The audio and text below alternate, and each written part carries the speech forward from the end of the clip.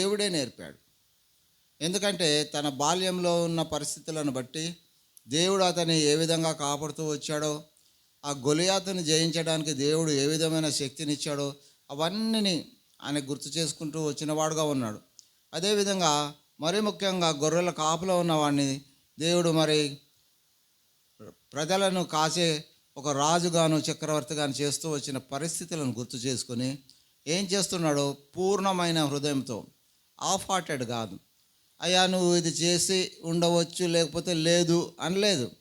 అయ్యా నీవు చేయమట్టే, నీవు నాతో ఉండమట్టే, నీవు నాకు తోడుగా ఉండి నడిపించబట్టే, నన్ను విడిపించి విమోచించి కష్టాల్లో బాధల్లో శత్రువుల యొక్క శ్రమలలో ఇరుకులో ఇబ్బందులు నన్ను విడిపించి నన్ను నడిపిస్తున్న విధానాన్ని బట్టి ఏం చేశాడంట, పూర్ణ హృదయంతో యెహోవాను స్తుతించేదని అంటాడు. ఎందుకు కారణం ఏంటంటే పాత నిబంధన కాలంలో మరి మోషే గారు ఇశ్రాయేల్ ప్రజలను దేవుడు విడిపించినప్పుడు వారు పూర్ణమైన హృదయంతో దేవుని ఆచరించిన వారు కాదు, అనుసరించిన వారు కాదు, స్తుతించిన వారు కాదు. అందుకనే ద్వితీయోపదేశ కాండంలోనే చెప్తాడు, మీ దేవుడైన యెహోవా ఆజ్ఞలు పాటించి మీ పూర్ణ హృదయంతోనూ మీ పూర్ణ మనసుతోనూ మీ పూర్ణ శక్తితోనూ నీ దేవుడైన యెహోవాను సేవించుమన్నారు. సేవించమంటే వాళ్ళు సేవించలేదు, పూర్ణత లేని పరిస్థితి, అసంపూర్ణత. అందువల్లే సంపూర్ణమైన దీవెనలు పొందలేకపోతున్నారు. ఆ యొక్క పాలు తేనెలు ప్రవహించే దేశాన్ని దేవుడు వారి కొరకు సిద్ధపరిచినప్పటికీ ఈ యొక్క సంపూర్ణత లేకపోవడం వల్ల ఆ పాలు తేనెలు ప్రవహించే దేశంలోనికి ప్రవేశింపలేకపోతున్నారు. కారణం అది గుర్తు చేసుకుంటున్నాడు. మోషే ఇశ్రాయేల్ ప్రజలకు ఏ విధంగా తెలియపరుస్తున్నాడో ఆ పంచకాండాల్లో 5 కాండాల్లో మొదటి 5 కాండాల్లో తెలియపరిచిన మాటను గుర్తు చేసుకొని దానికి అనుగుణంగా మోషే గారు ఇశ్రాయేల్ ప్రజలకు చెప్పినాడు. కానీ రాజైన దావీదు దాన్ని ఆచరణలో చూపిస్తూ వచ్చినాడు. ఆ ప్రజలే ఆచరించలేదు, నేను రాజుని నేనెందుకు ఆచరించాలనే ఆలోచన రావచ్చు, గర్వించవచ్చు, కానీ గర్వించలేదు. ఆయన ఏంటంటే కృతజ్ఞతా భావం, దేవుడిని చేసిన మేలులకి మనము ఆయనను గణపరచడం, స్తుతించడం, థ్యాంక్స్ గివింగ్, దేవునికి కృతజ్ఞత తెలియచేయడమే దేవుని స్తుతించడం. ఆ యొక్క స్తుతిని పాత నిబంధన కాలంలో అనేకమైన రకాలుగా వెళ్ళబడుతూ వచ్చింది. అయితే దానికి అనేకమైన ఏ భావాలు ఉన్నప్పటికీ హలెల్ అనే పదంతో ఇప్పుడు అందరూ హల్లెలూయా హల్లెలూయా అంటారే, అది హెబ్రీ భాష నుంచి కన్వర్ట్ చేయబడిన మాట. హలల్ అంటే దేవుని యొక్క మరి గొప్పతనాన్ని స్తుతించడము, ఆయన శక్తిని ప్రభావాన్ని తెలుసుకొని దాన్ని కొనియాడడం, స్తుతించడము, గణపరచడము, ఆరాధించడము ఏ విధమైన చేతనైనప్పటికీ ఒక దేవుని యొక్క సన్నిధిలో నిజమైన నమ్మకమైన హృదయపూర్వకమైన కృతజ్ఞతలు తెలియచేయడమే స్తుతి చెల్లించడం. మరి ఆ దినంలో దావీదు రాజు గారు అంత రాజు అయ్యుండి కూడాను నిక్కచ్చిగా దేవుని యొక్క వాక్యంలో లేఖనంలో రాయబడిన దాని ప్రకారము నడుస్తూ ఆయన ఏం చేశాడో దేవుణ్ణి స్తుతిస్తూ గణపరిచిన వాడుగా ఉన్నాడు. మనం కూడాను దేవుని యొక్క రక్షణ పొందిన వారంగా ఉండి దేవుని బిడ్డలుగా, కుమారులుగా, కుమార్తెలుగా స్వీకరింపబడిన వారము, పిలవడానికి అర్హత పొందిన వారమై ఉన్నప్పటికీ మనం ఎంత చక్కగా చేస్తున్నామో దేవుని ఆరాధన, ఎంత పూర్ణత ఉన్నది. 100కి 200% ఉందా, లేకపోతే 20% ఉందా?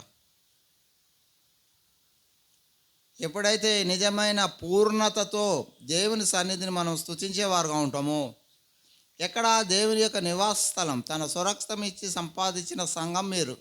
ఈ సంఘంలో దేవుని యొక్క సన్నిధి ప్రత్యక్ష మన మధ్యన ఉన్నది.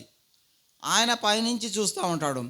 ఇక్కడ మనం ఆరాధన చేస్తాం, అందరం చేస్తాం, ఎవరు హృదయంలో ఏముందో మనకు తెలియదు, కానీ హృదయంలో పరిశీలించే దేవుడు పైనుంచి చూస్తున్నాడు. ఈ యొక్క ఆరాధన నిజమైనదా, దీనిలో నిజమైన సత్యము దాచి ఉన్నదా, నిజమైన కృతజ్ఞత కలిగిన వారుగా ఉన్నారు, హృదయపూర్వకంగా అంతరంగంలో నుంచి వస్తుందా, లేక పెదవుల నుంచి వాళ్ళు స్తుతించేవారుగా ఉన్నారా, దేవుడికి తెలుసు. దేవుడు ఏమంటున్నాడంటే యెషయా ప్రవక్త ద్వారా, ఇశ్రాయేల్ ప్రజలు వారు తమ పెదవులతో నన్ను స్తుతిస్తున్నారు, కానీ వారు హృదయాలు ఎక్కడ ఉన్నాయంట, ఎంతో దూరంగా ఉన్నాయి. భూమికి ఆకాశం ఎంత దూరమో వారి యొక్క హృదయాలు ఇక్కడ స్తుతిస్తున్నాయి కానీ దేవుని యొక్క సన్నిధిలో ఉన్నారు కానీ హృదయాలు మాత్రం లేవు, సంపూర్ణమైన రీతిలో లేవు.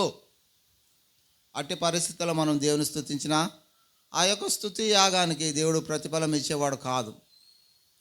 ఎవరైతే ఆత్మతో సత్యముతో సంపూర్ణమైన సిద్ధి అంటే దేవుని పైన కలిగిన హృదయపూర్వకమైన ఆలోచన, మన హృదయాన్ని దేవునికి సమర్పించి సమర్పణ రూపమైన ఆరాధన దేవుడు స్వీకరించేవాడుగా ఉన్నాడు. అది దావీదు రాజు గారు చేశారు, మనం కూడా చేయాలి. మనకు దేవుడు దావీదు రాజుకి మరి అన్ని సౌకర్యాలు ఇచ్చాడు. ఆ రాజు అయినప్పటికీ ఎన్ని కష్టాలు పడ్డప్పటికీ దేవుడు ఇస్తూ వచ్చినవాడుగా. అదేవిధంగా మనం కూడాను మనల్ని కూడా తన బిడ్డలుగా చేసుకొని పేతురు పత్రులుగా ఏమంటాడు, రాజులైన యాజక సమూహంగా దేవుడు మనల్ని చేస్తూ వచ్చిన వాడుగా ఉన్నాడు. ఎందుకు పనికిరాని వారం, ఈ దేనికి కొరగాని వారం. ఈ లోకంలో మనం చూసినట్టయితే ఈ లోక జనాభాను 840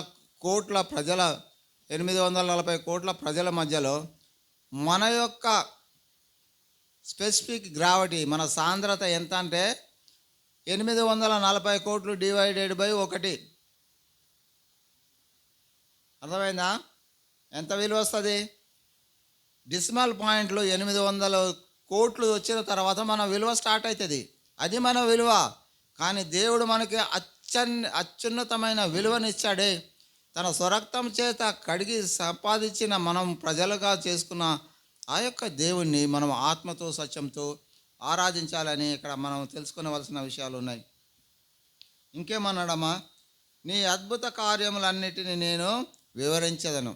ఆయన ఆ యొక్క ఉదయపూర్వకమైన ఆరాధనలో తన జీవితంలో దేవుడు చేసిన తనకు అద్భుత కార్యాలన్నింటినీ ఆయన వివరిస్తూ ఉన్నాడు. వివరించడం అంటే దేవునికి కృతజ్ఞత తెలియచేస్తున్నప్పుడు నీ యొక్క నా యొక్క జీవితంలో దేవుడు చేసిన అద్భుత కార్యాలు, అద్భుతకరుడు, ఆశ్చర్యకరుడు, ఆలోచనకర్త, బలవంతుడగు తండ్రి, నిత్యుడగు దేవుడు, సమాధానకర్తయగు అధిపతి అని యెషయా 9:6లో యేసుక్రీస్తు ప్రభుకున్న బిరుదులు, ఆయన చేసిన కార్యాలు మన జీవితంలో మనం కూడా ఏం చేయాలంట? మన జీవితంలో అద్భుతాలు.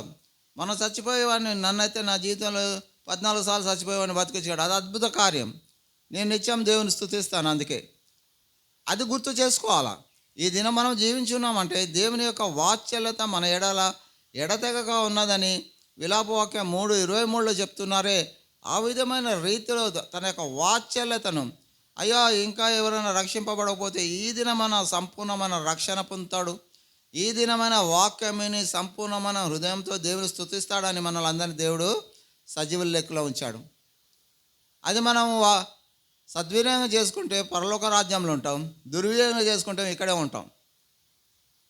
2 మార్గాలు దేవుడు మనకు స్వేచ్ఛ ఇచ్చాడు.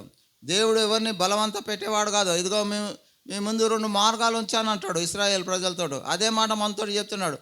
ఒకటి నిత్య జీవానికి వెళ్ళేది, ఒకటి నిత్య నాశనానికి వెళ్ళేది.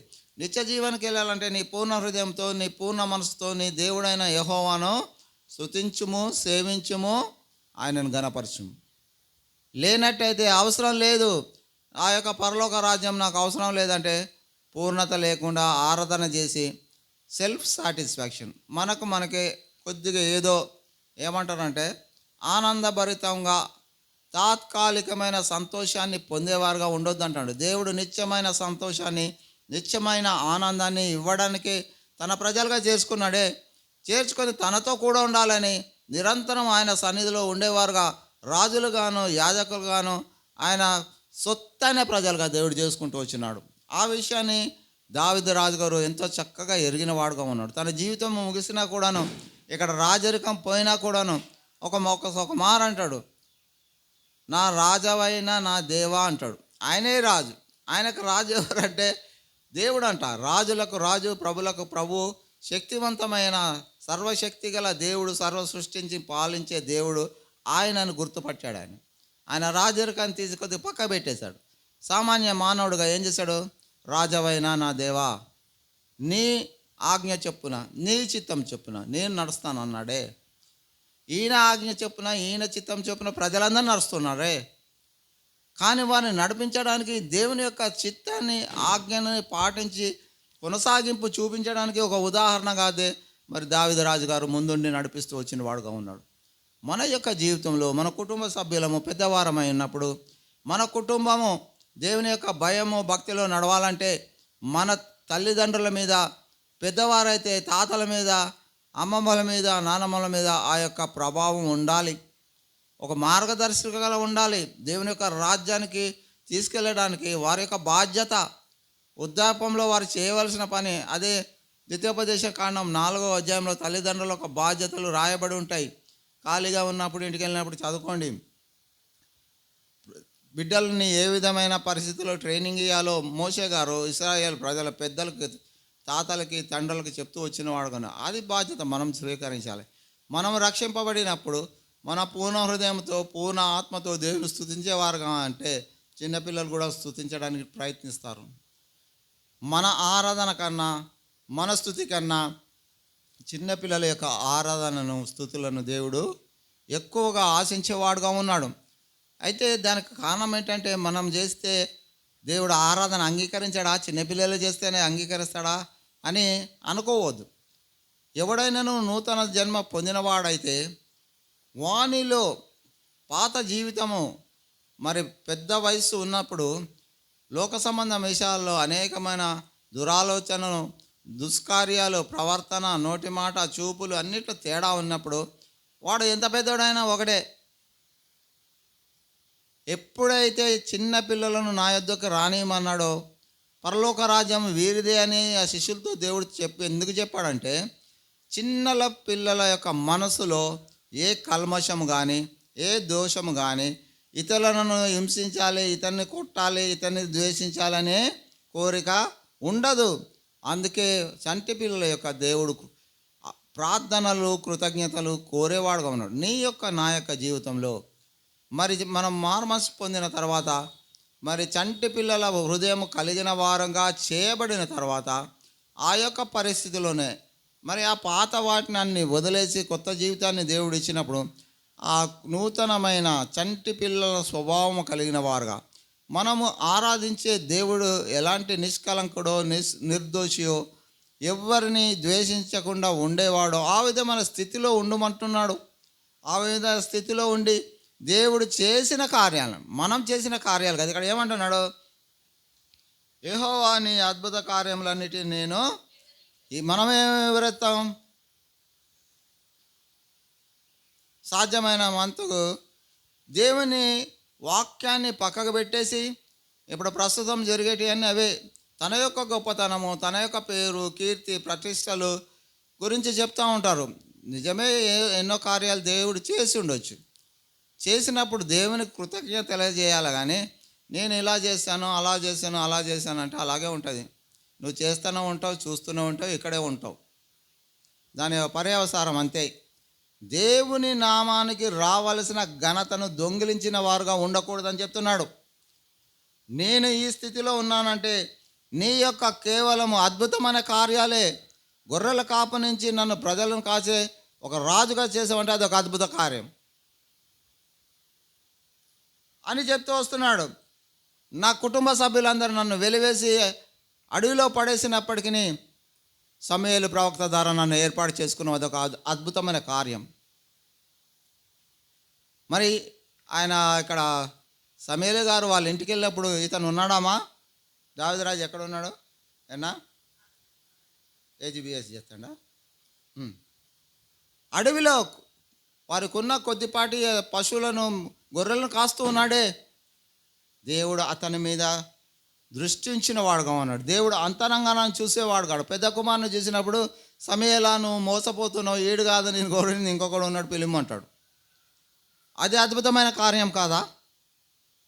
నీ యొక్క, నా యొక్క జీవితంలో ఎందుకు పనికివారం, ఎవడు మనం లెక్క చేయని, ఎక్కడో వదిలేసి అంత రిజెక్టెడ్గా, అంటే ఏమంటారమ్మా, బహిష్కరణ చేయబడిన ప్రజలుగా ఉన్నప్పుడు కొన్ని సమయాల్లో మన కుటుంబంలో రక్షణ పొందినప్పుడు కుటుంబ సభ్యులు మనల్ని బహిష్కరిస్తారు. దానివల్ల నష్టం ఎవరికి, మనకే అనుకుంటాం. కాదు, ఎప్పుడైతే బహిష్కరించబడతారో వారు కూడా మనలను, వీరు దేవుని యొక్క ప్రజలు కాబట్టి మా దగ్గర ఉండొద్దు, వెళ్ళిపోమని బహిష్కరణకు అర్థం అది. అదొక అద్భుత కార్యమే.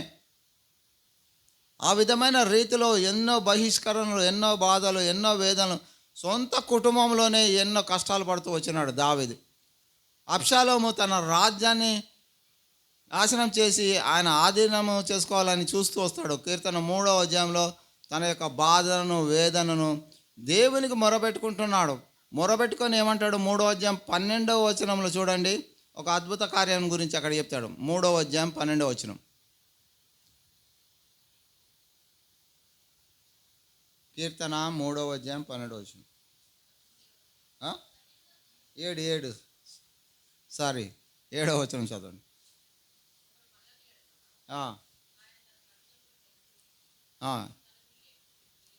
కిందకి చదివామ్మా, 8 చదువు.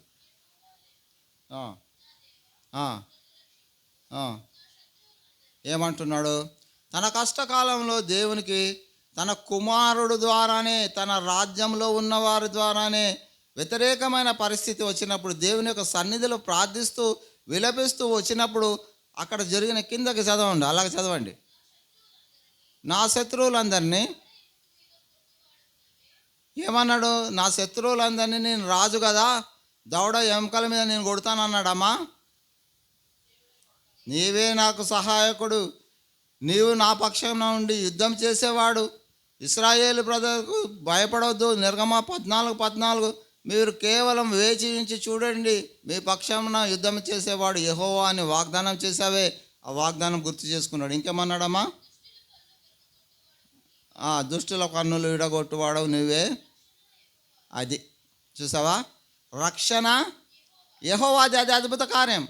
ఆ యొక్క పరిస్థితులన్నింటిలో నుంచి విడిపించి విమోచించి తాను మొరపెట్టిన మొర విని ఏం చేశాడు? రక్షణ. అదే అద్భుత కార్యం. తన జీవితంలో అద్భుతమైన రీతిలో రక్షింపబడి ఆ యొక్క పరిస్థితి నుంచి విడిపింపబడి దేవుని స్తుతించడానికి గణపరచడానికి కారణాలు 9వ అధ్యాయంలో చెప్తూ వస్తున్నాడు. ఆ విధమైన రీతిలో ఇంకేమంటున్నాడు? మహోన్నతుడా, నేను నిన్ను గూర్చి సంతోషించి హర్షించుచున్నాను. దేవుడు మనకి అసాధ్యమైన కార్యాలు చేసినప్పుడు, ఆత్మ సంబంధమైన విడుదలనిచ్చినప్పుడు, శత్రువు అయిన సాతాను నుంచి విడిపించినప్పుడు, ఆ సాతాను పన్నాగాల నుంచి విడిపింపబడినప్పుడు ఏం చేశాడు అమ్మా? నేను గురించి సంతోషించి హర్షించుచున్నాను. నిన్న వర్షం వచ్చింది చూసావా, అదే హర్షించడం అంటే. ఎండాకాలంలో వర్షం వస్తే ఎలా ఉంటుంది? అలాగా అది. ఎండ వేడిమికి తాపత్రయ పడుతూ తట్టుకోలేని పరిస్థితులు దేవుని యొక్క సన్నిధిలో ఆయన ప్రార్థిస్తూ వచ్చినప్పుడు అద్భుత కార్యం ఏం చేశాడు? నిన్న వర్షం పడేది, కొద్దిగా ఎక్కువ పడి ఉంటే ఈరోజు చల్లగా ఉండేది. ఆ విధమైన రీతిలో ఆత్మ సంబంధమైన హృదయం మీద దేవుని యొక్క వర్షము కుమ్మరించబడినప్పుడు హర్షించినాడు, సంతోషించినాడు, గంతులు వేసినాడు, ఉల్లాసంగా దేవుని గురించి స్తుతిస్తూ వచ్చినాడు, గణపరుస్తూ వచ్చినాడు. మన జీవితంలో కూడా ఎన్నో కార్యాలు చేస్తారు. హర్షించాము, మనం ఘర్షించాము. ఏం చేస్తాము? ఎక్కడో కూర్చుంటాం. గుర్తొచ్చినా కూడాను దేవుని యొక్క సన్నిధికి వెళ్ళి కృతజ్ఞత చెల్లించాలని మనకు కలిగినా కూడాను ఎన్నో ఆటంకాలు వస్తాయి. దాన్ని గెలిచినప్పుడే జీవితంలో, ఈ లోకంలో జయ జీవితము కలిగిన వారుగా ఉంటాం. ఎవరైతే ఈ లోకంలో జయ జీవితము కలిగి భయభక్తులు కలిగి దేవుని సేవించుతూ ఉన్నవారికి పరలోక రాజ్యము వారిది. పరదేశునందున్న ప్రకటన 2:7 చెప్తాడు, జీవవృక్ష ఫలములను నేను వారికి భుజింపనిచ్చేదను.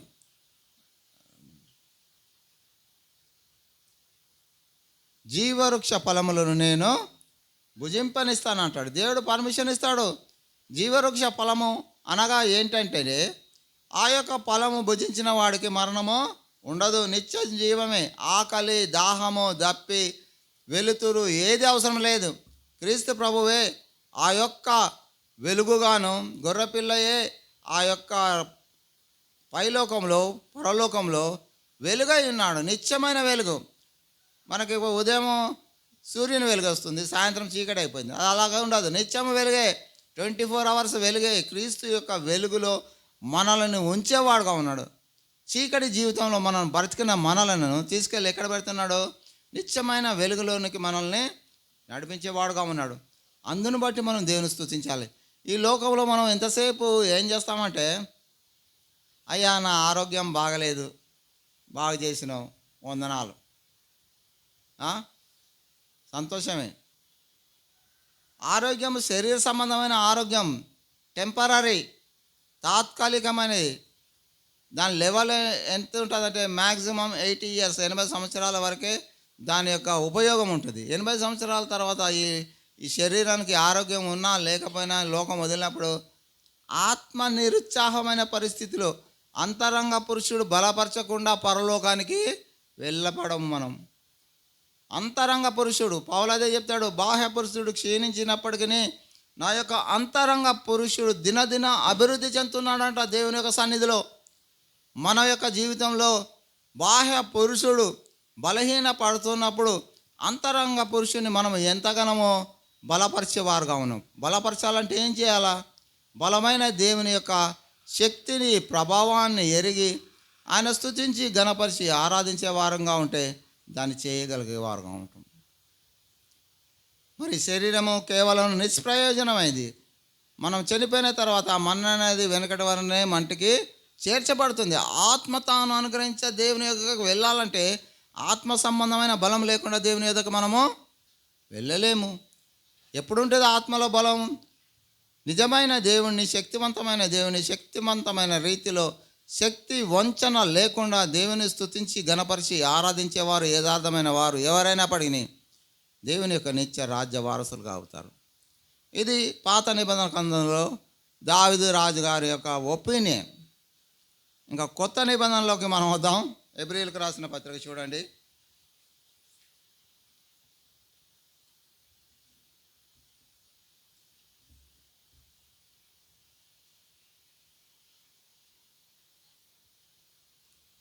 మనం చదువుతూ వచ్చిన 14వ వచనం చూడండి. క్రీస్తు యొక్క రక్తం గురించి మాట్లాడుతూ వచ్చాడు. ఏమిటో? నిత్యుడగు ఆత్మ ద్వారా తన్ను తాను నిర్దోషిగా అర్పించుకున్న క్రీస్తు యొక్క రక్తము నిర్జీవ క్రియలను విడిచి జీవము గల దేవుని సేవించుటకు మీ మనస్సాక్షిని శుద్ధీకరించబడాలి. ఇక్కడ చూసారా? పూర్ణ హృదయంతో, పూర్ణ ఆత్మతో దేవుని స్తుతించడానికి తన యొక్క హృదయాన్ని శుద్ధీకరించుకున్నాడు. పాత నిబంధన కాలంలో మేకలు, గొర్రెలు, గొడ్ల యొక్క రక్తం ద్వారా, మరి ఇక్కడ పైన చూస్తాము. అయితే 9వ వచనం అనుకుంటా చూడండి.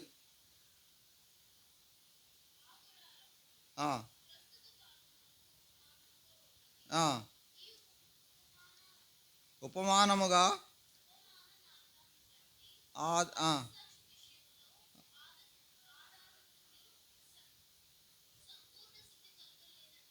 ఏమంట? ఆ యొక్క బలుల వల్ల సంపూర్ణ సిద్ధి, ఇట్ మీన్స్ హృదయంలో శుద్ధి కలగలేదు. ఎక్స్టర్నల్ క్లీనింగ్, శరీర సంబంధమైన శుద్ధి.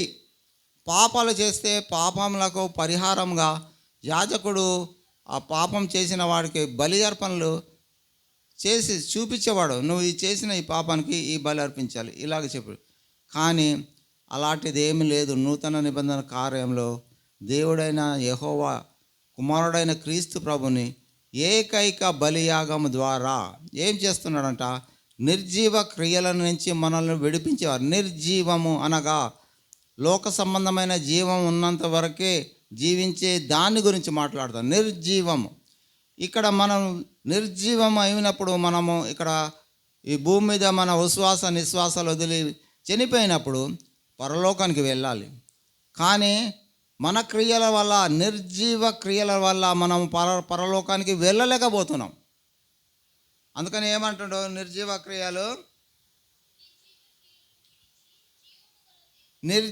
క్రియలు విడిచి జీవము గల దేవుని సేవించుటకు ఆ యొక్క రక్తము నీ మనస్సాక్షిని ఎంతో ఎక్కువగా హైలీ ఎలా చేస్తారు? మళ్ళీ ల్యాబ్లలో టెస్ట్లు అవి చేస్తుంటారు. పీక్ స్టేజ్కి ఆ పిన్ పాయింట్ రావాలంటే మైక్రోస్కోప్ కింద దాని కింద పెట్టి చేస్తూ ఉంటారు. ఎందుకంటే దానిలో ఉన్న వేదన, బాధన, అసలు నష్టానికి కారణం ఏంటి, రెమెడీ ఏంటి, దాన్ని బాగు చేసుకోవడానికి అన్నీ చూస్తుంటారు. కానీ క్రీస్తు యొక్క రక్తము, యేసుక్రీస్తు ప్రభు శిలువ మీద కార్చిన రక్తం ద్వారా నిర్జీవ క్రియలను విడిచేవారు. నిర్జీవం, మనము జీవించేది లోకంలో జీవంతో జీవిస్తున్నాము, కానీ మన అంతం తర్వాత మన క్రియలు నిర్జీవం. అవి పని చేయవు, ఎక్కడికి వెళ్ళవు, అడ్రస్ లేదు. కాబట్టి ఏమంటారు? నిర్జీవ క్రియలు. శరీర సంబంధమైన క్రియలని నిర్జీవం. కాకపోతే లోక సంబంధమైన రీతిలో అవసరమైనవి, కానీ దాంట్లో దేవుని యొక్క తోడ్పాటు, దేవుని యొక్క ఆత్మ సమ్మేళన లేదు. కాబట్టి అది నిర్జీవంగానే ఉంటుంది. నిర్జీవ క్రియలను విడిచిపెట్టేవాడుగా చేస్తాడు. ఎప్పుడైతే మన జీవితంలో దేవుని అంగీకరిస్తామో, క్రీస్తు యేసు రక్తంలో కడగబడిన వారమై ఉన్నప్పుడు ఏం చేస్తాడంట? నిర్జీవ క్రియల నుంచి విడిపించేవాడుగా ఉన్నాడు. నిర్జీవ క్రియల నుంచి విడిపించి నిత్య జీవ క్రియల్లోనికి నడిపించేవాడుగాను. అందులోకి నడిపింపబడాలంటే ఏం కావాలా? నిష్కలంకమైన, నిర్దోషమైన హృదయం లేనివారుగా చేసేవాడుగాను. మనది ఎప్పుడు కలంకంతోనే, ఎప్పుడు పాపంతోనే, ఎప్పుడు దురాశలతోటే నిండి ఉన్న హృదయం. అందుకనే ఆదికాండము 5వ అధ్యాయం 6వ వచనంలో అనుకుంటా, బాల్యం నుంచే నరుని యొక్క హృదయం ఎంత అమ్మా? చదివితే మంచిదేమో. మనం ఏదో అనుకొని చెప్తే బాగోదు. వాక్యాన్ని మనం ఏదో మార్చి చెప్పినట్టు ఉంటుంది.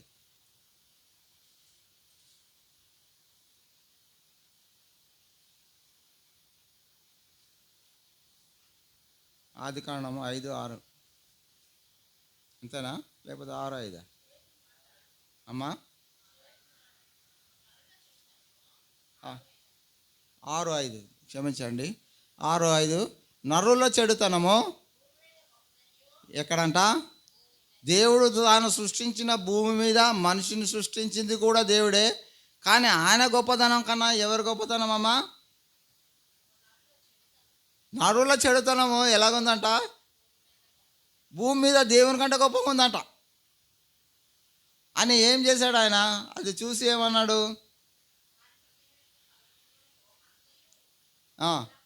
ఎల్లప్పుడు, అంటే ఇట్ మీన్స్ జీవించే కాలం అంతా ఎల్లప్పుడూ కేవలము చెడ్డదనియు యెహోవా చూచి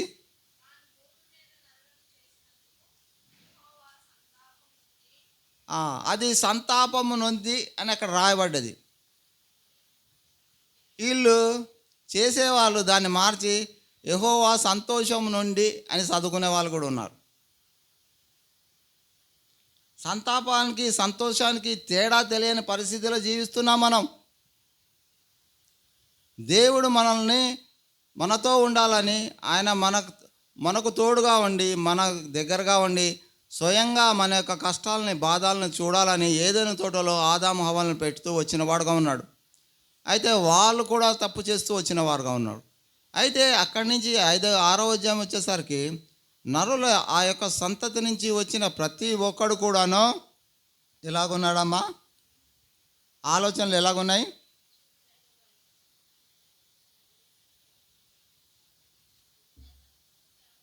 ఎల్లప్పుడు రోజుకి 24 గంటలు, 24 గంటలు కూడాను, ఒక్క గంట కూడాను మంచి ఆలోచన రాదంట మానవుడికి. నా పరిస్థితి అలాగే ఉండేది. ఇంతసేపు లోక సంబంధమైన విషయాల్లో తిరగడము, ఆడడము, అక్కడికి వెళ్ళడం, ఇక్కడ వెళ్ళడం. ఎప్పుడైనా దేవుని యొక్క సన్నిధికి వెళ్దామని మా నాన్నగారు ఎవరైనా పిలిచినప్పుడు తప్పించుకొని తిరిగేవాడిని. ఆలోచన ఏంటి? ఆ మందిరానికి వెళ్తే ఏమొస్తుంది? ఏమి రాదు. తాత్కాలికంగా అయితే ఏమి రాదులే, సత్యమే. కానీ నిత్య జీవము, యుగ యుగములు, తరతరములు జీవించే అర్హత దేవుని యొక్క జీవ గ్రంథంలో మన పేరు రాయబడుతుంది. తన కుమారులుగా, కుమార్తెలుగా ఎప్పుడైతే లిఖింపబడుతుందో నిత్యమైన స్వాస్థానికి వారసులుగా దేవుడు చేస్తాడని చెప్తున్నాడు. అందుకని ఏం చేశాడు? పాత నిబంధన గ్రంథంలోనే దేవుడు ఆ యొక్క యాజకులను లేవి సంతతి నుంచి ఏర్పాటు చేసి యాజక ధర్మం నిర్వర్తించడానికి పాప పరిహారార్థ బలులు, అపరాధ పరిహారార్థ బలులు, అనేక సమాధాన బలులు, అనేక రకములైన బలులను ఏర్పాటు చేసి ఆ విధమైన విడిపింపు చేస్తూ వచ్చిన వారు ఉన్నారు. కానీ అది సంపూర్ణమైన సిద్ధి కలిగినది కాదు. సంపూర్ణమైన సిద్ధి అంటే సంపూర్ణమైన విడుదల లేదు. ఇక్కడ దావీదు ఏం చేశాడు? నా పూర్ణ హృదయంతో సంపూర్ణ హృదయంతో నేను యెహోవాను స్తుతించదను. దేవుని స్తుతించినప్పుడు సంపూర్ణమైన దేవుడు ఏ విధమైన రీతిలో ఉన్నాడో ఆ విధమైన రీతిలో మనల్ని మార్చడానికి తన రక్తం ద్వారా కడిగి నిష్కలంకమును నిర్దోషమైన దేవుని యొక్క గొర్రెపిల్ల రక్తంలో మనం కడగబడినప్పుడు మన యొక్క ప్రవర్తన కూడా ఎలాగ ఉంటుంది, ఎలాగ ఉండాలో కూడా దేవుడు మనకు తెలియపరుస్తున్నాడు.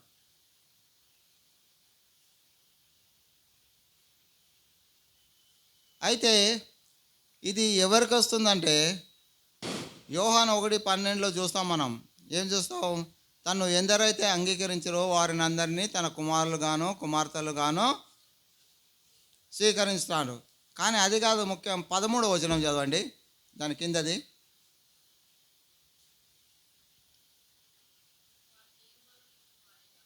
వారు ఎవరి వల్ల పుట్టినవారు? అంగీకారం. జాగ్రత్త వినండమ్మా, కొద్దిగా ఇది ఎక్స్ప్లెయిన్ చేస్తాను, మీరు అర్థం చేసుకునేటోళ్ళు అర్థం చేసుకోండి. అంతకుముందు దేవుని అంగీకారము తెలపక ముందు వాళ్ళు ఏమై ఉన్నారు? లోక సంబంధమైన తల్లిదండ్రులకు జన్మించిన వారు అన్నారు, లోకరీతిన జీవించేవారుగా ఉన్నారు. కానీ ఎప్పుడైతే అంగీకారం తెలిసినారో, ఎప్పుడైతే స్వీకరింపబడినారో వారి యొక్క జీవితంలో ఒక కార్యం జరిగింది. అదేంటి? వారు ఎవరి వల్ల పుట్టినవారమ్మా? దేవుని వలన పుట్టిన వారే, కానీ రక్తం వలనైనను శరీరేచ్ఛలు. చూడండి, అంతకుముందు మనం శరీరేచ్ఛల చేత మరి తల్లిదండ్రులకు పుట్టిన వారముగా ఉన్నాము. ఇక్కడ ఆత్మ సంబంధమైన జననం గురించి చెప్తున్నాడు. వారు శరీరేచ్ఛల వల్ల పుట్టినవారు కారు, దేవుని యొక్క ఆత్మ మూలమున ఆత్మ కార్యం ద్వారా పుట్టినవారుగా ఉన్నారని చెప్తున్నాడు. ఇంకేమన్నాడు? మనుష్య ఏచ్ఛ వలనైనా పుట్టినవారు.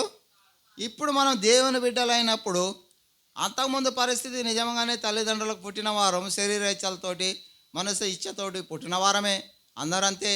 కానీ ఎప్పుడైతే దేవుని యొక్క అంగీకారం పుట్టినమో అది నూతన జన్మ యొక్క జన్మ. అది శరీర సంబంధమైన కాదు, ఆత్మ సంబంధమైన జన్మను గురించి యోహాను గారు మాట్లాడుతున్నారు. దేవుని చేత జనింపజేయబడిన వారు కానీ మనుషుల శరీర ఇచ్ఛలతో పుట్టినవారు కాదని క్లియర్గా చెప్తున్నాడు. అప్పుడు మనం ఏం చేయాలి? మనకు నూతన జీవాన్ని ఇచ్చాడు. ఎవరు? పాత జీవితాన్ని తీసి నూతన జీవితాన్ని ఇచ్చింది క్రీస్తు యేసు ప్రభువు. సిల్వ రక్తం ద్వారా ఖర్చిన రక్తం ద్వారా మనకు నూతన జీవాన్ని ఇచ్చినాడు. దానికి మనము దేవుని మనం ఎంతైనా నూతనమైన హృదయంతో స్తుతించడం కాదు, దాంట్లో ముందు ఇది పెట్టు బ్రాకెట్లో, నూతనమైన శక్తి, నూతనమైన ఉత్తేజము, నూతనమైన రీతిలో దేవుని స్తుతించేవారుగా ఉండాలి. అదే అందుకని ఏమంటాడు యోహాను 4:23లో, దేవుడు ఆత్మ కనుక ఆయన ఆరాధించేవారు ఆత్మతో, ఆత్మలో సత్యం, అలాంగ్ విత్ ట్రూత్. దేవుని మనం స్తుతించాలి. You must praise the God along with truth. ఆయన ఇదే ఆశ్చర్యకార్యాలు అంటే సత్యం, అది ఆత్మలో సత్యంతో చేసినాడు. మన జీవితంలో కూడా ఆత్మతో సత్యం చేయాలని యోహాను సువార్త చెప్తున్నాడు. దానికి చేయడానికి ప్రిపరేషన్ పౌలు గారు ఇక్కడ చెప్తున్నాడు. నిర్జీవ క్రియల నుంచి విడిపించేవాడుగా ఉన్నాడు. అంతేకాకుండా ఏమంట, దేవుని సేవించుటకు నిర్జీవ క్రియలు విడిచిపెట్టడము అంటే లోక దాసత్వం నుంచి విడిపించి దేవుని యొక్క దాసులుగాను దేవుని యొక్క ఆధీనంలోనికి వచ్చిన వాడుగా ఉన్నాను తన యొక్క సాక్ష్యాన్ని చెప్తాడు పౌలు గారు. అపోస్తల కార్యం 26:16-18 మధ్యలో అగ్రిప్ప రాజు దగ్గర చెప్తుంటాడు, చీకటిలో నుంచి ఆశ్చర్యకరమైన తన వెలుగులోనికి, సాతాను యొక్క ఆధీనం నుంచి దేవుని యొక్క ఆధీనంలోనికి పిలిచిన దేవునికి కృతజ్ఞత చెల్లించు వస్తున్నాను అన్నాడే, అది చెప్తున్నాడు. ఇక్కడ హెబ్రీ సంఘానికి ఏం చెప్తున్నాడంటే, క్రీస్తు యేసు రక్తంలో ఉన్న శక్తులను చూద్దాం మనం. క్రీస్తు యేసు రక్తంలో కడగబడిన వారికి ఏమంటదా? పాపముల యొక్క క్షమాపణ లభిస్తుంది. మొదటిగా చూడండి, క్రీస్తు యేసు రక్తంలో కడగబడిన వారికి పాప క్షమాపణ దొరుకుతుంది. మత్తయి సువార్త 26:28. మత్తయి సువార్త 26:28.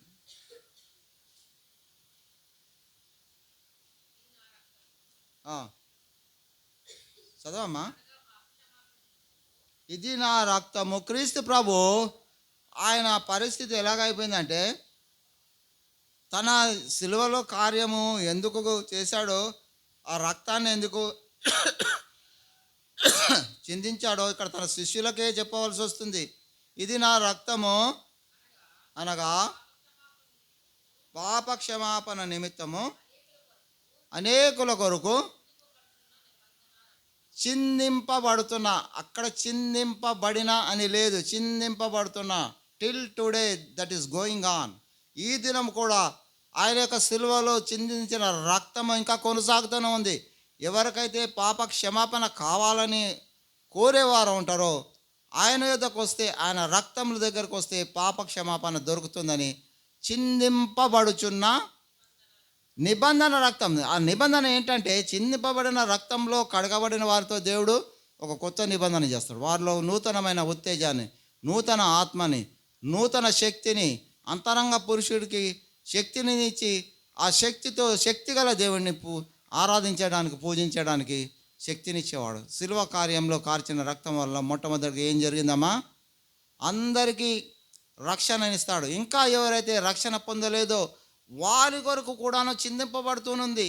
అంటే ఎవరైతే పశ్చాత్తాపడి అయ్యా మరి నీ రక్తంలో నాకు క్షమాపణ ఉందని నిజమైన రీతిలో దేవుని యొక్క సన్నిధిలో ఈ దినమే ఆయన యొక్క సన్నిధిలో ఎవరైతే వింటూ వస్తున్నారో వారు పశ్చాత్తాపడిన వారైతే ఇప్పుడే దేవుడు నూతనమైన జీవితాన్ని ఇచ్చేవాడుగా ఉన్నాడు, నూతనమైన శక్తి ఇచ్చేవాడుగా ఉన్నాడు. దాని యొక్క ప్రభావాన్ని దాన్ని మనము రాబో దినముల్లో మనమే ప్రచురించే వారుగా ఉంటాం. దావీదు ఏ విధంగా చెప్పినాడో ఆ విధంగా చెప్పే శక్తిని ఇస్తాడు దేవుడు. ఆ యొక్క రక్తంలో ఉన్న శక్తిని మనం చూస్తాం.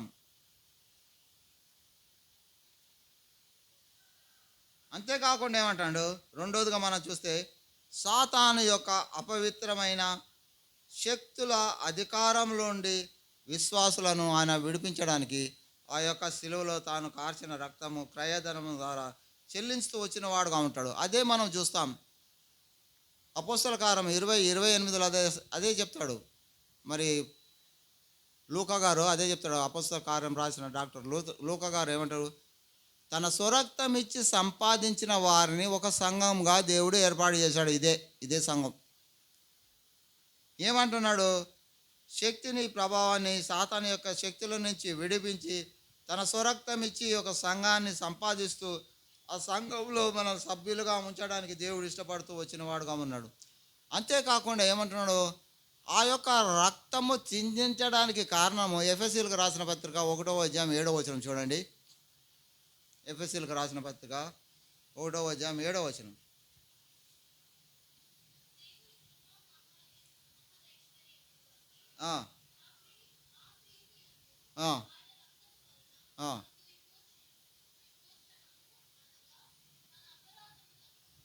చూడండి, దేవుని యొక్క కృప మహాదైశ్వర్యం. దేవుడు నిత్యమైన కృప అంటే మనము ఎలిజిబిలిటీ లేని దానికి ఎలిజిబిలిటీ ఇచ్చేవాడు.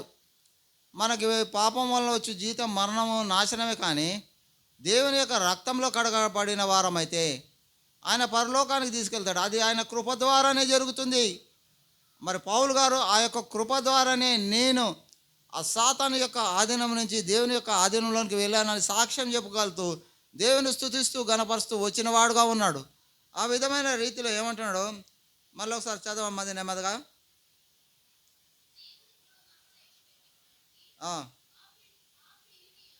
ఆ ప్రియుని యందు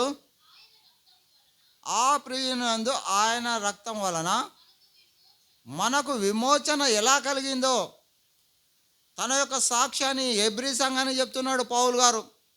మనకు అంటే ఇట్ మీన్స్ ఆయనను కూడా కలుపుకొని చెప్తున్నాడు. నేను కూడా ఆ యొక్క మహదస్యం ద్వారానే, లేక నా శక్తి ప్రభావం నాకున్న ఆలోచన వల్ల కాదని ఒప్పుకుంటున్నాడు. ఆ విధమైన రీతిలో ఇంకా చదవమ్మ కిందకి. అనగా మన అపరాధములకు, అక్కడ ఏమంటున్నాడు, మన అంటున్నాడు అని, మీ అపరాధం అనలేదు. చూడండి, అపోస్తలుడైన పౌలు హెబ్రీ సంఘంతో మాట్లాడుతూ మన అపరాధములు అంటే ఆయన కూడా అపరాధములు చేసిన వాడిలో ఉన్నాడు. విడిపింపబడిన వాళ్ళలో ఉన్నానని చెప్తున్నాడే. అంత ధైర్యం ఇస్తాడు దేవుడు.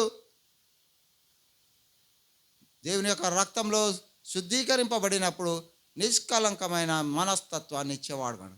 నిష్కలంకమైన నిర్దోషమైన మనసుతో దేవుని మనము స్తుతించేవారుగా చేస్తాడు. ఫిలిప్పి 2:8 కూడా చూడండి అమ్మా. ఫిలిప్పి రాసిన పత్రిక 2:8. ఫిలిప్పి సంఘంతో ఇక్కడ ఒక మాట చెప్తున్నాడు పౌలు గారు, చూడండి.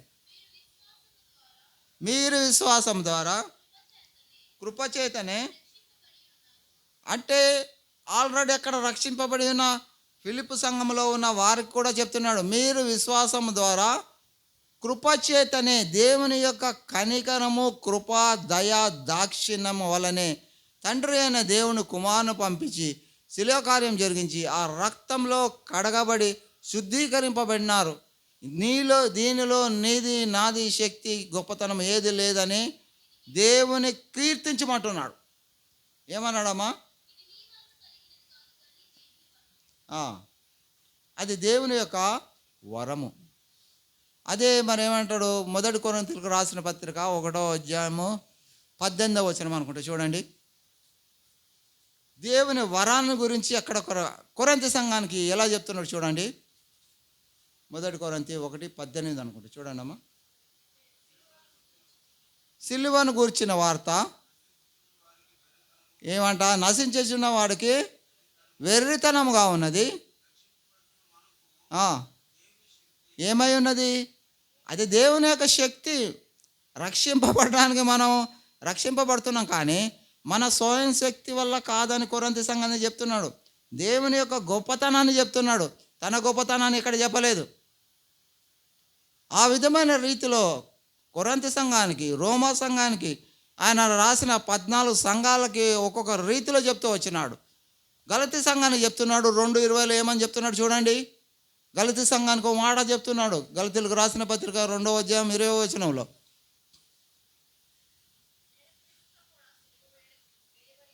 నేను క్రీస్తుతో కూడా సిలువ వేయబడి ఉన్నాను. అంటే లేచినప్పుడు ఇంకా జీవించేవాడను నేను కాను. ఎవరంట మరి? క్రీస్తే. ఎవరు జీవిస్తున్నారు? పాత జీవితం నాది. ఇప్పుడు ఎప్పుడైతే క్రీస్తుతో కూడా సిలువ వేయబడి లేపబడినానో ఇక నుంచి జీవించేవాడు నేను కాను, నా యందు జీవించేవాడు క్రీస్తే అని మనం చెప్పగలుగుతామా? చెప్పమంటున్నారు, చెప్పగలుగుతామా? కాదు. చెప్పగలిగినప్పుడే నిజమైన దేవుని యొక్క విశ్వాసాలు, దేవుని యొక్క నిజమైన మరి కుమారులు కుమార్తెలుగా దేవుడు స్వీకరించాలంటే ఈ అర్హతలు కావాలి. ఆ సిలువ కార్యం ద్వారా ఏం చేస్తున్నాడు? శుద్ధీకరణ గురించి చెప్తూ వస్తున్నాడు. నీతిమంతులుగా తీర్చేవాడు. సిలువలో ఎవరైతే కార్చిన రక్తం ద్వారా కడగబడిన వారు ఆయన. మూడో విషయం ఏంటంటే వారిని ఆయన నీతిమంతులుగా తీర్చేవాడు అన్న రోమిలికి రాసిన పత్రిక చూడండి. 3:24-25 రోమా సంఘానికి చూడండి ఎలా చెప్తున్నాడు. కాబట్టి నమ్మువారు ఆయన కృపచేతనే క్రీస్తు యేసునందలి విమోచనం ద్వారా ఏమని నీతిమంతులుగా తీర్చబడతారు. అనీతిమంతులైన మనలను రోమ సంఘానికి చెప్తున్న సాక్ష్యం ఇది. నేను అనీతిమంతుడిని, అనీతిలో జీవించిన వాడిని, అనీతికరమైన కార్యాలు చేసిన వాడిని. కానీ క్రీస్తు యేసు రక్తం ద్వారా ఇప్పుడు నేను నీతిమంతులుగా తీర్చబడ్డానని రోమ సంఘానికి చెప్తున్నాడు. అదే చెప్తున్నాను, ప్రతి ఒక్క సంఘానికి ఒక్కొక్క విధంగా చెప్తూ వస్తున్నాడు. ఎందుకంటే ఒక్కొక్క సంఘంలో ఒక్కొక్క మనస్తత్వాలు కలిగిన వారుగా ఉంటారు. దేవుని యొక్క మాటని పిడచెవిన పెట్టేవారుగా ఉంటారు. అందుకని ఆయన ఏం చేస్తున్నాడు? చెప్పేటప్పుడు సంఘంలో వీళ్ళు ఇలాంటి వాళ్ళు ఉన్నారని చెప్తే బాధపడతారని, నేను కూడా అలాంటి వాడిని ముందు చెప్పి తర్వాత ఆయన సాక్ష్యం చెప్పి దాని నుంచి బయటకు వచ్చే మార్గాలు చూపిస్తున్నాడు. అది క్రీస్తు యొక్క రక్తము, సిలువలో కార్చిన రక్తము ద్వారానే మనలను నీతిమంతులుగా తీర్చేవాడుగా ఉన్నాడు. అనీతిమంతులైన మనలను నీతిమంతులుగా తీస్తానంటాడు. 4వ చూసినట్టయితే, అయితే ఎప్పుడైతే నీతిమంతులుగా తీర్చబడతామో దేవుని యొక్క ఆత్మ మన మీద దోషారోపణ చేయకుండా ఉండే విధంగా చూస్తాడు. అదే చూడండి మరి హెబ్రీయులకు రాసిన పత్రిక 9:14 చూడండి అమ్మా. ఇప్పుడు అదే చూసాం ఇందాక. నిత్యుడగు ఆత్మ ద్వారా తన్ను తాను దేవునికి అర్పించుకున్న క్రీస్తు యొక్క రక్తము నిర్జీవ క్రియలను విడిచి, ఇక్కడ సంఘానికి ఇది చెప్తున్నాడు, హెబ్రీ సంఘానికి. నేను నిర్జీవ క్రియలు చేశాను. పూర్వం దూషకుడును, హింసకుడును, హానికను, అవి నిర్జీవ క్రియలు. దేవుని యొక్క ప్రజలను, దేవుని యొక్క మరి సేవకులను, మరి దేవుని యొక్క బిడ్డలను నేను ఎలా అంటే నిర్మోహమాటంగా ఏం చేశాను? హింసిస్తూ వచ్చినాను, చాలామందిని చంపేస్తూ వచ్చినాను. నాకు పర్మిషన్ ఉండడం వల్ల ఆ విధమైన చేసిన, అది జీవమునిచ్చే క్రియలు కావు, అవి నిర్జీవ క్రియలని నాకు జ్ఞానోదయం కలిగిందని చెప్తున్నాడు. అంత జ్ఞానము కలిగి ఏం చెప్తున్నాడమ్మా? నిర్జీవ క్రియలు విడిచి జీవము గల దేవుని సేవించుడు. అవన్నీ నిర్జీవ క్రియలు. దానివల్ల నిత్య జీవం లేదని తెలుసుకొని ఏం చేస్తున్నాడు? నిత్య జీవమునిచ్చే దేవుని యొక్క రక్తంలో కడగబడడానికి, పవిత్రపరచబడుకోవడానికి సిద్ధపడి ఆ విధంగా చేసి నిత్య జీవాన్ని పొందడానికి తాను ఎంచుకున్న మార్గాన్ని చెప్తున్నాడు. మన యొక్క జీవితంలో కూడా మనం తెలుసుకోవాల్సిన విషయాలు ఏంటంటే, దోషారోపణ చేయకుండా ఉండాలంటే మరి హెబ్రీ 10:22 కూడా చూడండి అమ్మ ఒకసారి.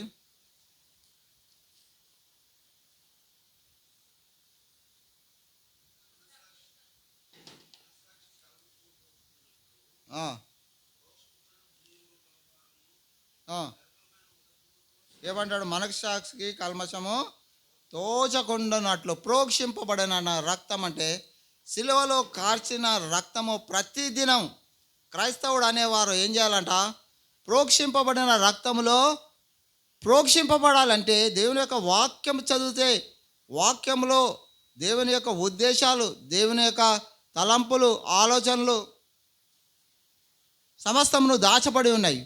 వాటిని తెలుసుకోవాలంటే ప్రోక్షింపబడిన రక్తంలో ఏ విధంగా కడగబడాలో అంటే ఆయన తెలుసుకున్న విధానాన్ని మనకు తెలియపరుస్తున్నారు.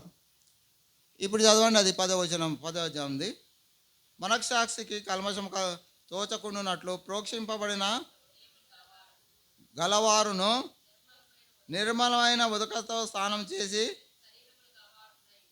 శరీరం నిర్మలమైన దేనితోటమ్మా?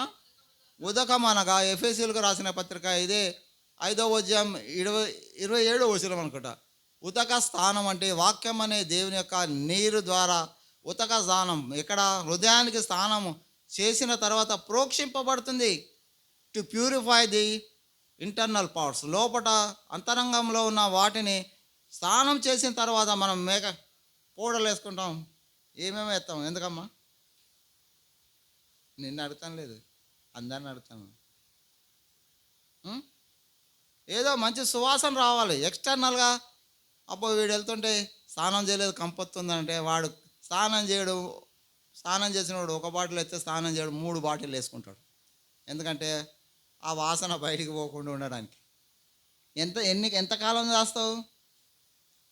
మళ్ళా తర్వాత 3 రోజులు అయిన తర్వాత ఏమవుతుంది? పాత స్థితికి. ఇక్కడ అంతరంగ పురుషుని నిత్యము శుద్ధీకరింపబడిన హృదయాన్ని బలపరచడానికి ఆయన యొక్క రక్తము అనుదినము ప్రోక్షింపబడుతూ వస్తుంది. ప్రతి దినము మనం ఏదో సులువుగా చిక్కులు పెట్టి దీని గురించే మరి 12వ అధ్యాయం హెబ్రీ పత్రిక 1-2 వచనాలు చెప్తాడు. సులువుగా చిక్కులు పెట్టి పాపాలు ఏం చేస్తాయంట? దేవుని యొక్క సన్నిధి నుంచి దూరపరుస్తాయి. మనము లోక సంబంధమైన స్ప్రేలు ఎంత చల్లినానో అది పనిచేయదు, లోపలికి వెళ్ళదు. దేవుని యొక్క మనకిచ్చిన ఆత్మ పాడైంది, దాన్ని శుద్ధి చేసుకోమంటున్నాడు. అది శుద్ధీకరింపబడాలంటే కేవలము క్రీస్తు ప్రోక్షింపబడిన రక్తంలోనే తప్ప అది శుద్ధీకరణ పొందనేరదు. లేనట్టయితే దోషారోపణ చేస్తూనే ఉంటుందంట. మన హృదయము దోషారోపణ చేస్తుందంట. నువ్వు తప్పు చేస్తున్నావు అని. ఇక్కడ ఏమంటాడు? ప్రోక్షింపబడిన రక్తంలో కడగబడినట్లయితే ఏమంటాడు? నిర్మలమైన ఉదకంతో స్నానం చేసి శరీరం గలవారై ఉండి విశ్వాస విషయంలో సంపూర్ణ నిశ్చయత. ఇది దావీదుకి ఆనాడే కలిగింది. అందుకనే నా సంపూర్ణ హృదయంతో దేవుని నేను ఆ విషయాన్ని ఇక్కడ తీసుకొచ్చి పౌలు గారు చెప్తున్నారు. ఆయన పెద్ద మేధావి, బైబిల్ గ్రంథం మొత్తాన్ని అంతా పైన కింద ఆయన జల్లెడ పట్టేసి ఎక్కడెక్కడ ఏమేమి ఉన్నాయో పాత నిబంధన గ్రంథంలో సమస్తాన్ని బాగా రీసెర్చ్ చేసి రాస్తూ వచ్చినాడు. ఈ ఆరాధన విషయంలో ఆ విషయాన్ని ఇక్కడ ఏం చేస్తాడు, నిర్మలమైన మనకు సాక్షి, సంపూర్ణమైన ఏమున్నదమ్మా, సంపూర్ణ నిశ్చత కలిగి, సంపూర్ణమైన నిశ్చత ఏంటి, సంపూర్ణమైన నిశ్చత ఏంటి? ఈరోజు ఆదివారము దేవుడు నాకు ఇచ్చిన రక్షణను, విడుదలను, విమోచనని సంపూర్ణమైన రీతిలో నిశ్చయత అంటే డిసైడ్. నేను ఇంకా వేరే పనులకు ఏమి వెళ్ళను, వేరే పనులు నాకు నెక్స్ట్ సెకండరీ థింగ్స్. ఈ దినము దేవుని యొక్క సన్నిధిలో ప్రథమ ఫలాన్ని పొందాలంటే, దేవుని యొక్క సన్నిధిలో ప్రథమ స్థానమునిచ్చినట్టయితే, దేవుని యొక్క సన్నిధిలో ప్రథమంగా ఆయన స్తుతించి గణపరిచినట్లయితే ఆయన ఏమేస్తాడంట, నిర్మలమైన హృదయాన్ని ఇస్తాడు, నిష్కలంకం. మన యొక్క జీవితంలో నెమ్మది, శాంతి, ఆనందాన్ని పోయిందా అని దేవుడు తిరిగిస్తాడు. ఎప్పుడైతే ఇవి మనము అనువర్తించుకుంటామో, ఎప్పుడైతే ప్రతి దినము దేవుని యొక్క వాక్యం కడిగి, నిన్నటి దినం మనం ఏదో పని చేస్తాం, ఈ దినం వాక్యం చదివితే దాంట్లో మా తప్పు చూపిస్తుంది కదమ్మా, చూపిదరా? వాక్యం చదివిన వాళ్ళకి తెలుస్తుంది. అందుకే వాక్యం చదవమన్నాడు దేవుడు. దివారాత్రులు ధ్యానించేవాడు ధన్యుడు అన్నాడే దావీదు. యెహోవా ధర్మశాస్త్రం నందు ఆనందించి దాన్ని దివారాత్రులు ధ్యానించేవాడు ధన్యత ఇచ్చాడే. అది అందరికీ లేదు, కొందరికే ఉంది కాబట్టి అన్నాడు, దాన్ని ధ్యానించేవాడే ధన్యుడు, దాన్ని ధ్యానించి రాలే ధన్యురాలు అని చెప్తున్నాడు. ఆ ధన్యత కావాలంటే ఒక మార్గము, ఆ మార్గదర్శకాలు మనం ఎరిగి నడిచినట్లయితే ప్రతి ఒక్క విషయంలో నిర్మలమైన మనస్సాక్షి కలిగిన వారమై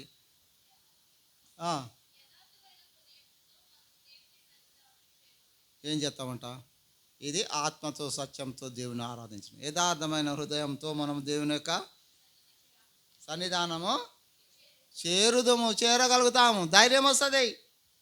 అందుకే ఎబ్రీ 4:16 అంటాడు, ధైర్యంతో కృపాసనం యుద్ధకు సమయోచితమైన సహాయం కొరకు ఆయన యుద్ధకు వెళ్ళుటకు మనకు ధైర్యం ఇచ్చాడు. సమయోచితమైన సహాయం, సమయోచితమైన సహాయం అంటే ఈరోజు క్రైస్తవుల గురించి, రక్షింపబడిన వారి గురించి చెప్తున్నాను. ఎవరిని ఏంటి ఉద్దేశించి కాదు, అందరిని ఉద్దేశించి, నన్ను కూడా ఉద్దేశించి. ఈరోజు ఏం చేయాలి, మనం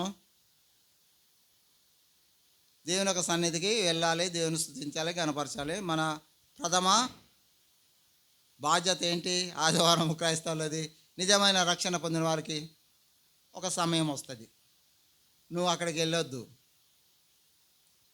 దానికంటే ముందు ఇది ముఖ్యం, ఇక్కడికి వెళ్ళు అని ఇంకొక పని తీసుకొచ్చి సాతాను అక్కడ పెడుతుంది పక్కన. అప్పుడు ఏం చేయాలా?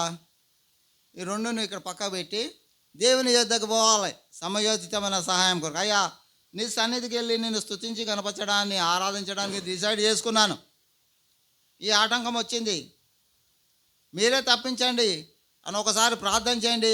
ఆ పని పటాపంచలేకపోతే మనం వెళ్ళకుండా పని జరిగిపోద్ది. దేవునికి ఎప్పుడైతే మనం ప్రథస్థానం ఇస్తామో ఆయన మన పనులను చూస్తాడు.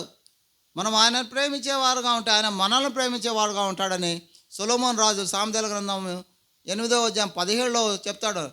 నన్ను ప్రేమించే వారిని నేను ప్రేమిస్తాను, నన్ను ద్వేషించే వారిని దేవుడు తిరస్కరిస్తాడు. రిజెక్ట్ చేస్తాడు ఆయన. ఇక్కడ మనం తిరస్కరిస్తే ఎందుకు పనికిరాం? అది దేవుడు మనకు జీవమునిచ్చింది, అందుకే ఆలోచించమని ఇచ్చింది ఆత్మను. అందుకే ఇన్ని పనులు దేవుని యొక్క రక్తంలో కడగబడుతున్న, ప్రోక్షింపబడిన రక్తంలో ప్రతి దినము మనల్ని పరీక్షించుకునేవారుగా ఉండగలుగుటకు దేవుడు అవకాశం ఇస్తున్నాడే. ఇంకేమంటాను,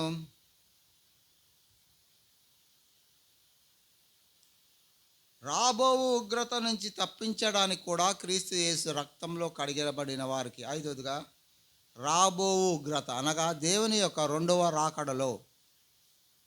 మరి భూమి మీద దేవుడు ఈ లోకానికి వచ్చినప్పుడు ప్రజలందరూ ఆయన న్యాయపీఠము ఎదుట నిలబడినప్పుడు ఆయన మనకు ప్రతి వానికి వాని క్రియల చొప్పున ప్రతిఫలం ఇచ్చేవాడు నేను. అది ఆ దినం మనకు జీతం దొరుకుతుంది. ఏం జీతమో? ఆత్మ సంబంధమైన జీవితంలో జీవించిన జీవితానికి జీతం అనగా పరలోక రాజ్యం. మనం చేసిన పనికి అర్హత కలవారమైతే అది నిత్య జీవమైన జీతాన్ని ఇచ్చేవాడుగా ఉన్నాడు. ఆ విధమైన దేవుని యొక్క రాజ్యాన్ని పొందడానికి నిత్య నాశనం నుంచి నిత్య జీవానికి నడిపించే శక్తి గల ఈ యొక్క రక్తాన్ని గురించి మాట్లాడుతూ వచ్చినాడు. తన జీవితంలో అదే పొందాడు. అదే రోమా సామ్రాజ్యంలో ఉండి చేసిన కార్యాలు చేసినట్టయితే నిత్య నాశనానికి వెళ్ళేవాడిని. నాకు దేవుడు జ్ఞానం ఇచ్చాడు కాబట్టి దాని నుంచి విడుదల పొంది జీవం గల దేవుని వైపు ఆచరించి ఆయనను సంపూర్ణ హృదయంతో నేను సేవిస్తూ వస్తున్నానే, ఆయన నిత్య జీవంలోనికి నన్ను నడిపిస్తున్నాడని సాక్ష్యం చెప్పినాడు. మన సాక్ష్యం ఎలాగుంది? మనం నిత్య జీవంలోకి వెళ్తామా వెళ్ళవా అనేది మన మీద ఆధారపడి ఉంటుంది. మనము వెళ్ళాలి అనుకుంటే వెళ్తాము, వెళ్ళలేము అంటే వెళ్ళకుండా ఉండగలుగుతామంటే ఇక్కడే ఉంటాం. అందుకని తిమోథీయులకు రాసిన పత్రిక చూడండి, 2 తిమోథీయులకు రాసిన పత్రిక 2వ అధ్యాయం 12వ వచనం అనుకుంటే చూడండి అమ్మ ఒకసారి.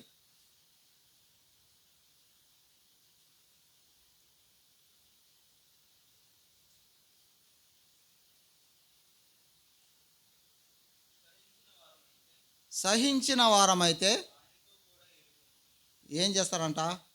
ఈ లోకంలో వీటినన్నిటినీ ఎదుర్కొనడానికి కష్టాలు బాధలు ఉంటాయని తిమోతి, తన ప్రియశిష్యుడైన తిమోతికి పౌలు గారు చెప్తూ ఏమంటున్నాడు? ఈ యొక్క పరిస్థితిలో మనం సహించిన వారమైతే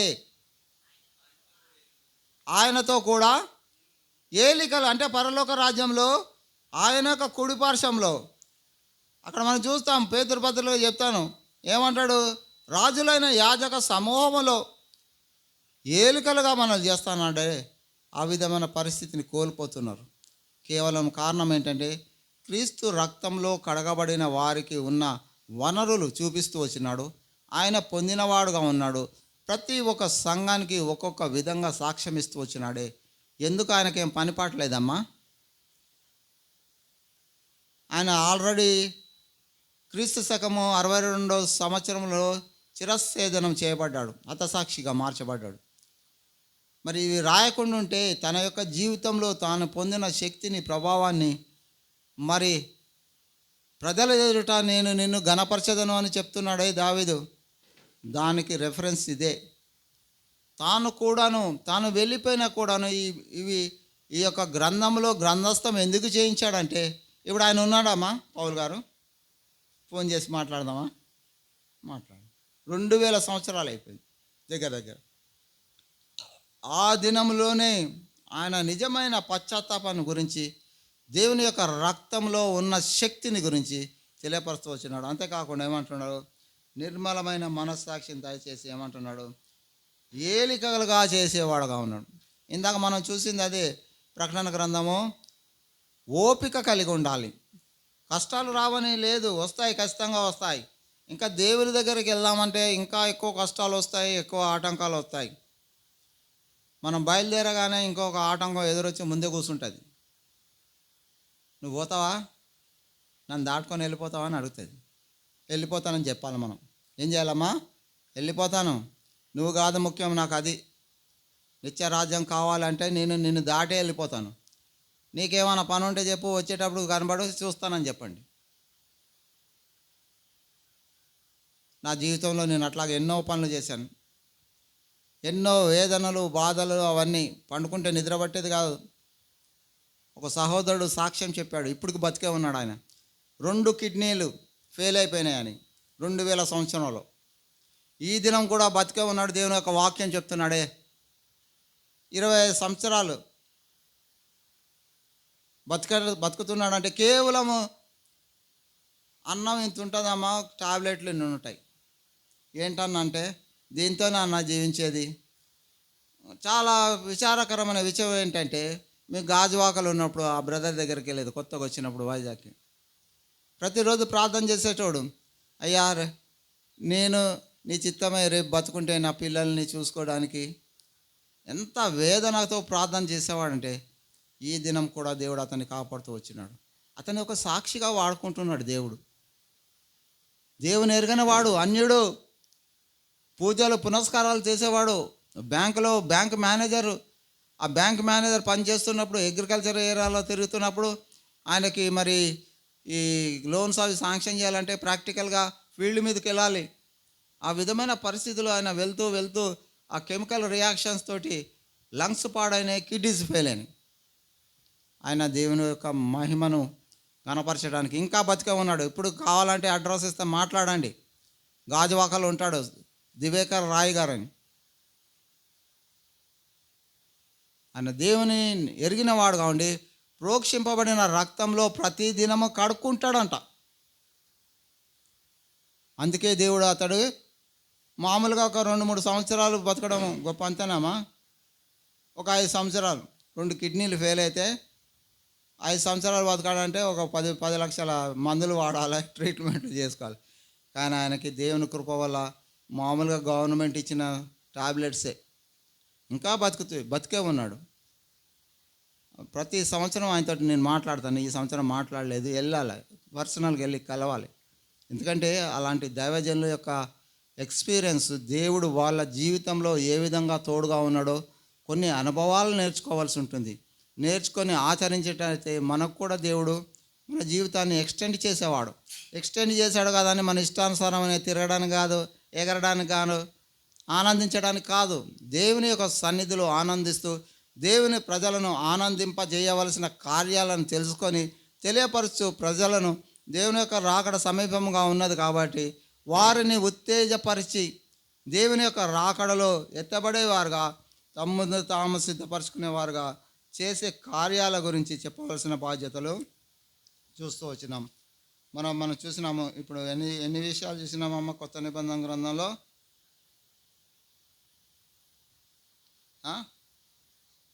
ఒక్కొక్కటి చెప్పుండ్రి. ఫస్ట్ది ఏంటి?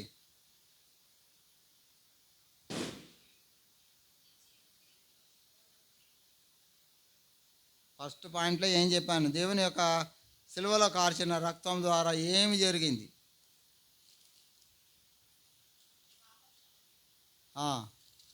మరి అది చెప్పడానికి 2-3 గంటలు పట్టింది ఇప్పుడు మిమ్మల్ని అడిగే ప్రశ్న. అంటే ఈయన ఉన్నారు కానీ your concentration wandering somewhere, I think so. కాకపోతే సంతోషం. ఇంత రాసుకున్నారు, ఇంత విన్నారు, ఫస్ట్ పాయింట్ మర్చిపోతే ఇంకా 2వ పాయింట్ 3వ పాయింట్లో ఏం గుర్తుంటాయి? సెకండ్ వన్, పాపక్షమాపణ రక్షణ ఇస్తాడనమాట ఆ యొక్క సిలువలో ఉన్న శక్తి ద్వారా. ఇంకా 3వది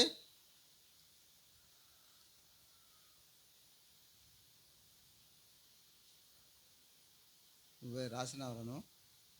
నువ్వు ఇంకొకసారి ఉట్టి చేతులతో కనబడితే గుంజీలు తీరుతా నీకు. ఇక్కడ నిలబడి చెప్పాల్సినోడివి. నిర్లక్ష్యం పనికిరాదు. నవ్వడం మానేయి, సీరియస్గా ఆలోచించడం నేర్చుకోండి. సమయం ఎంతో ఉందని అనుకోకు. మీ నాన్నగారు ఏదో చేస్తుండో, ఏది వచ్చినా ఆయనకు ఉంటుంది. నీ మట్టుకు నువ్వేంటి? పాయింట్ వైజ్గా ఎందుకు చెప్తున్నాను? ఆ రోడ్డు మీద పోయేటోళ్ళ గురించా? కాదు కదా. చెప్పండి అమ్మా, ఎన్నోళ్ళు ఏందమ్మా అట్లా మర్చిపోతే ఎట్లాగా? 2వదిగా సాతాను యొక్క అపవిత్రత నుంచి విడిపించి పరిశుద్ధపరుస్తుంది, నిష్కలంకంగాను నిర్దోషంగా ఉంచుతుంది. మొట్టమొదటిగా రక్షణనిస్తుంది. రక్షణ లేని వారైతే పశ్చాత్తాపం పొందితే రక్షణ పొందేవారుగా ఉంటాడు. 3వ విషయం ఏం చెప్పాను? నీతిమంతులుగా తీరుస్తుంది. క్రీస్తు రక్తము ప్రతి పాపము నుంచి వారిని కడిగి నీతిమంతులుగా తీరుస్తుంది. 3వది ఇప్పుడైనా చక్కగా రాసుకోండి, కావాలంటే మెల్లగా చెప్తా. గ్లోరీకి చెప్పినట్టు చెప్తా, ఒక్కొక్క అక్షరం చెప్పమన్నా చెప్తాను. ఏం చేస్తారంట? నీతిమంతులుగా తీర్చేదిగా ఉంటుంది. 4వది ఏం చేశారండి? అది నేనే చెప్పాలా? చెప్పమంటే చెప్తా. మనస్సాక్షిని ప్రక్షాళన చేస్తుంది. అంటే లోక సంబంధమైన విషయం నుంచి ఈజ్ గోయింగ్ టు సపరేట్. ప్రక్షాళన చేయడం అంటే ప్రత్యేకింపబడడం. దేవుని కొరకే జీవించేవారుగా, దేవునినే సేవించేవారుగా, దేవునినే స్తుతించేవారుగా చేసే పనులు ప్రక్షాళన చేస్తుంది. నాలుగోది. ఐదవది అంటే మీరు ఇంటారు తలకాయలు ఊపుతా అంటే నేను ఏదో బాగా అర్థమైపోయింది అనుకున్నాను. అసలు కథ ఇప్పుడు బయటకు వస్తుంది. రాసుకుంటున్నారు అనుకున్నాను. ఉటిదే ఏం రాసినరు అక్కడ. ఆ?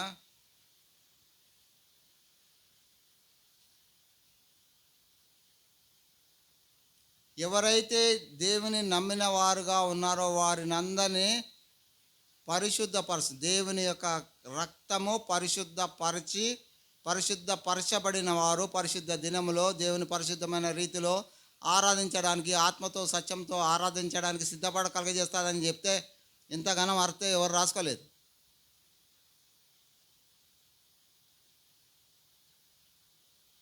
పోయినసారి చెప్పినా అడిగితే ఇంకా ఇప్పుడు చెప్పినా గుర్తుండవు. అంతకుముందు వచ్చినాయి అడుగుతాను అన్నాను. టైం కూడా లేదులే అడగడానికి.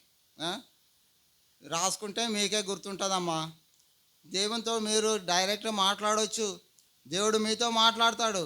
దేవుని యొక్క సన్నిధిలో మనం కూర్చున్నప్పుడు జ్ఞాపకం చేసుకున్నప్పుడు దేవుడు మనతో మాట్లాడాలంటే మనము దేవునికి మన యొక్క బాధలు కష్టాలు ఏ విధంగా తెలియజేస్తామంటే ప్రార్థన ద్వారా. ఆయన మనతోటి తన మాట ద్వారా మన యొక్క ప్రార్థనలకి సమాధానం ఇచ్చేవాడుగా ఉన్నాడు, వాగ్దానాలు ఇచ్చేవాడుగా ఉన్నాడు, దాన్ని నెరవేర్చేవాడుగా ఉన్నాడు. దేవునితో మన కమ్యూనికేషన్, దేవునితో మనకు ముఖాముఖిగా మాట్లాడే శక్తి మరి మోషే గారికి నిర్గమకాండము 33:11 చూస్తాం. ఒక మానవుడు తన స్నేహితుడితో మాట్లాడినట్టు దేవుడు మోషేతో మాట్లాడుతూ వచ్చిన విధానాన్ని అక్కడ చూస్తాం. మనకు కూడా ఉంది ఇది. మనం మాట్లాడాలంటే ఏం చేయాలా? వాక్యం చదవాలి. వాక్యం అనే దేవుడు వాక్యం ద్వారా మనతో మాట్లాడతాడు. మనం ప్రార్థన చేస్తాము, చేసిన తర్వాత వాక్యం చదవండి. నీ యొక్క ప్రతి ఒక్క ప్రశ్నకు సమాధానం దొరకకపోతే మళ్ళీసారి వచ్చినప్పుడు నన్ను ఇక్కడే కట్టేయండి, అంత గ్యారెంటీ. ఆరో విషయం ఏందమ్మా, ఎవరైనా చెప్తారా? సంపూర్ణ నిశ్చయత అంటే స్థిరత్వాన్ని. సంపూర్ణ నిశ్చయత అంటే ఏమన్నాడు? గలతీ 2:20 ఏమన్నాడు పౌలు గారు? ఇక నేను జీవించేవాడను నేను కాదు, అది నిశ్చయత అంటది. ఆ విధమైన రీతిలో దేవుని వాక్యం విన్నాము. మరి సమయము సరిగానే సరిపోయింది. దయచేసి ఆరాధన చేయండి, క్లుప్తంగా చేయండి, పెద్దగా చేయండి. మీరు ఎంత ఆరాధన క్లుప్తంగా చేస్తే అంత తొందరగా అవుతుంది, అంత తొందరగా వదిలిపెడతా. లేకపోతే మళ్ళీ అంతే లాంగ్ అయిపోద్ది. ఒక పాట పల్లవి పాడు.